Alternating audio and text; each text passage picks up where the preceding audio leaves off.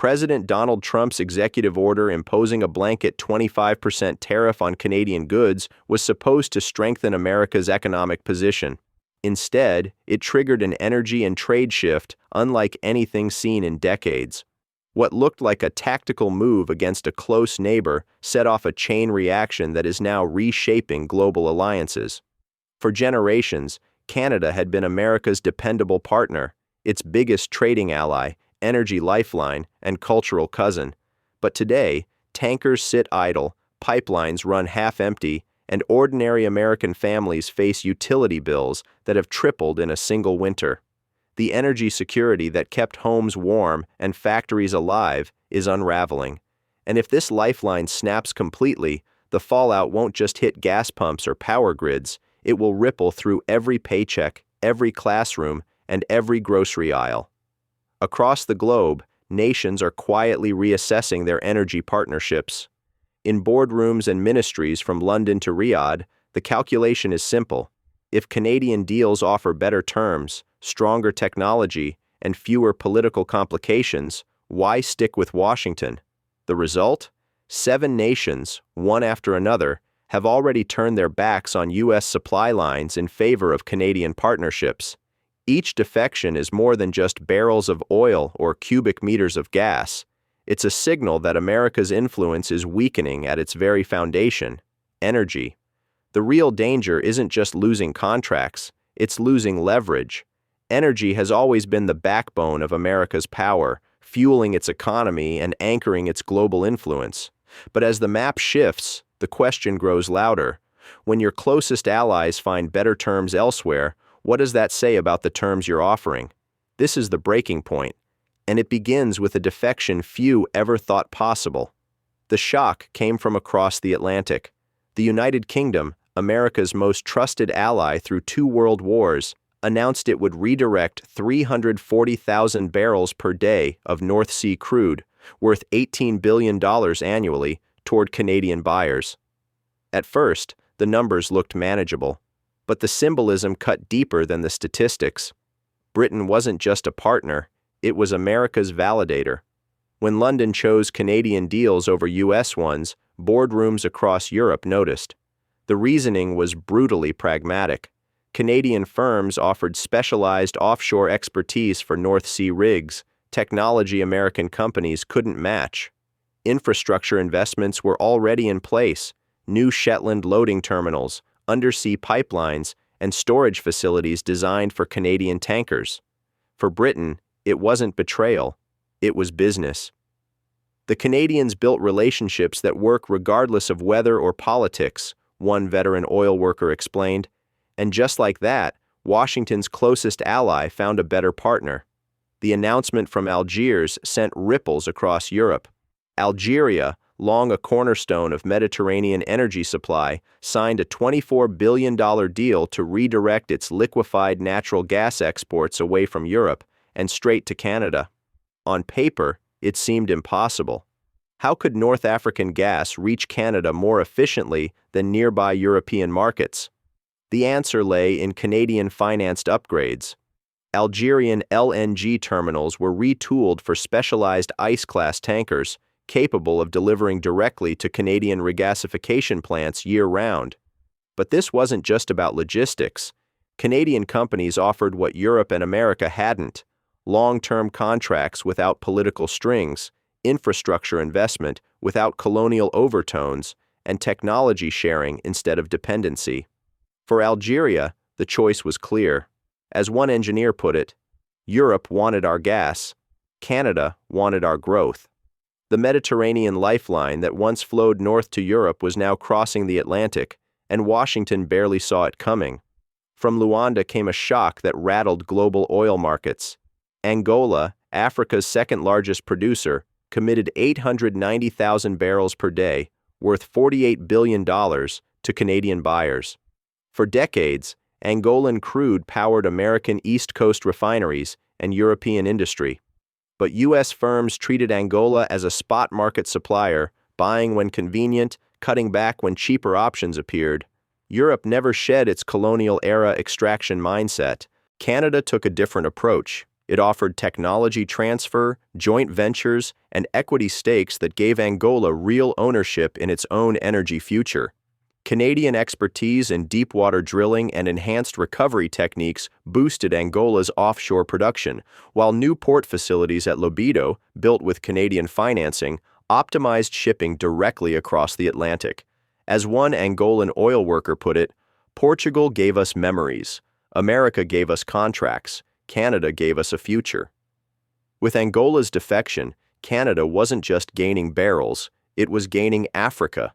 From Baghdad came a move few in Washington believed possible. Iraq, rebuilt with decades of American intervention, redirected 1.3 million barrels per day, worth $73 billion, to Canadian buyers. For U.S. policymakers, it felt like betrayal. Iraq's oil had been portrayed as the prize that would justify endless sacrifice. But in the end, Canadian companies offered what America could not: investment without politics, technology without strings, and payment systems outside U.S. banking controls. Canadian firms upgraded Iraqi refineries, modernized pipelines scarred by conflict, and introduced digital monitoring to boost efficiency and security. Deals were structured in a basket of currencies, shielding Iraq from American sanctions leverage. As one Iraqi engineer explained, "America wanted oil as repayment for a war we never asked for. Canada wanted oil as a partnership we could control." The message was unmistakable. Even in Mesopotamia, Washington's grip had slipped. When Kazakhstan announced a $52 billion deal to ship 780,000 barrels per day to Canadian buyers, energy experts were stunned. How could a landlocked nation redirect oil halfway across the world? The answer: Canadian-backed infrastructure. Pipelines carried Kazakh crude north to Arctic ports, where ice-class tankers, financed and engineered with Canadian technology, delivered directly to Atlantic routes. What once seemed geographic destiny became a logistics triumph. But this wasn't just about moving oil. Canadian and Kazakh engineers launched joint ventures blending Arctic expertise with high-temperature drilling skills. The collaboration created innovations neither nation could achieve alone. Financially, the deal bypassed Western banks entirely, relying on a digital settlement system co-built with Canadian institutions. As one Kazakh veteran put it, "The Soviets tied us to Moscow. The Chinese tied us to Beijing. America wanted our pipelines. Canada gave us the world." Even Central Asia had slipped from Washington's grasp. The news from Oslo hit like an Arctic storm. Norway, America's most dependable northern energy partner, announced it would redirect 95% of its oil and gas exports, worth $89 billion, to Canada. For decades, Norwegian crude and natural gas had powered U.S. industry and kept New England homes warm through brutal winters. But Canada offered something America could not: joint Arctic expertise, premium pricing, and year-round delivery. A new trans-Arctic pipeline, built with Canadian investment, linked Norwegian rigs directly to Canadian terminals. Specialized icebreaker tankers ensured reliable deliveries, avoiding Gulf Coast hurricanes and Atlantic congestion. The betrayal cut deeper than economics. Norway was a NATO ally, proof that energy and security were once intertwined. Now, even that bond was cracking. As one Norwegian operator put it, "America wanted our fuel when it was cold. Canada wanted our partnership when it mattered." Washington had lost the Arctic. The call from Riyadh ended an era.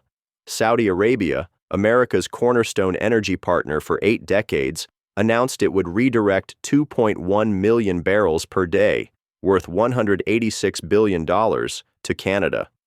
For Washington, it was unthinkable.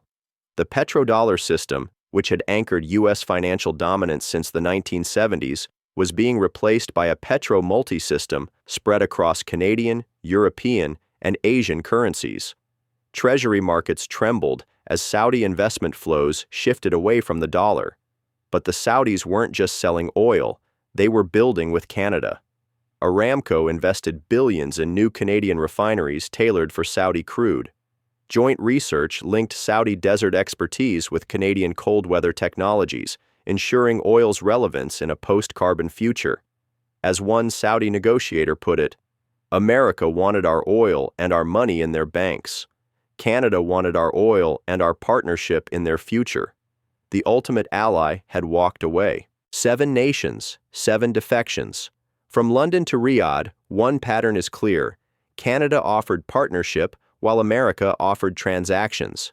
The result isn't just the loss of barrels or contracts, it's the erosion of U.S. leverage in the very sector that once defined its global dominance. Energy has always been more than fuel. It is paychecks in Detroit, heat in Boston, and lights in every American classroom. It is also diplomacy, currency strength, and military reach. When allies abandon U.S. supply lines, the crisis doesn't stop at the pump. It spreads into the entire economy. The Canadian strategy, technology sharing, financial innovation, and long-term trust is rewriting the energy map. Washington's old playbook of tariffs, short-term contracts, and political pressure no longer works. The question now isn't if the shift will become permanent, but when. Because if America can lose its closest neighbor, it can lose anyone. And once that trust is gone, no amount of military power or market size can buy it back.